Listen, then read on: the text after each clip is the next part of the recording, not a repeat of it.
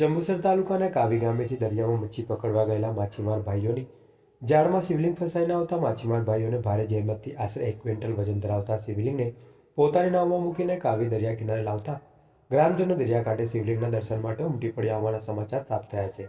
આ શિવલિંગને કાવીના પૌરાણિક કમલેશ્વર મહાદેવે લઈ જવામાં આવ્યું છે. જંબુસર તાલુકાના કાવી ગામના મચ્છીમારીના વ્યવસાય સાથે સંકળાયેલા કાલિદાસ વાઘેલા, મંગળ કાલિદાસ વગેરે સહિત 12 જેટલા માછીમાર ભાઈઓ છગનભાઈ સોમાભાઈ વાઘેલાની નાવડી લઈને દરિયામાં ધનકા તીર્થ પાસે તેઓએ બાંધેલ જાળમાંથી મચ્છી કાઢવા ગયા હતા. ત્યારે જાળમાં શિવલિંગ આકારનો પથ્થર પણ ફસાઈ ગયો હતો.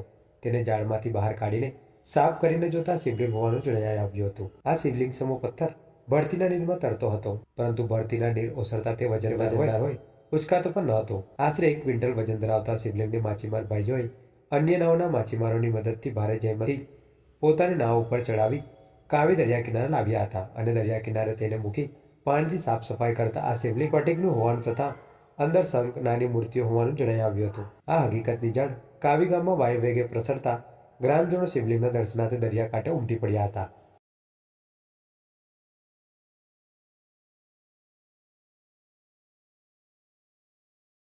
નામ કાલિદાસ મંગા વાઘેલા છે. હું રહેવાસી કાવીનો છે ને કાવી બંદરથી અમે ડેલી સાબરમતીમાં જાળ બાંધેલા ત્યાં ડેલી અમે અપડાઉન કરીએ, સાંજ સવાર મચ્છી લેવા જઈએ છીએ.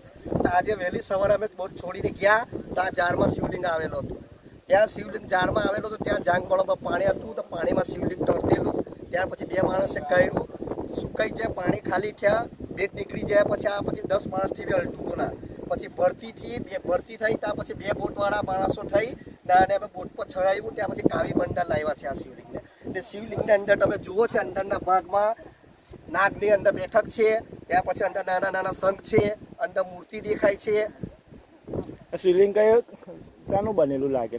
આ તો હવે પ્રાચીન કાળનું બનેલું, કેટલા વર્ષ હોય તો મને શું ખબર.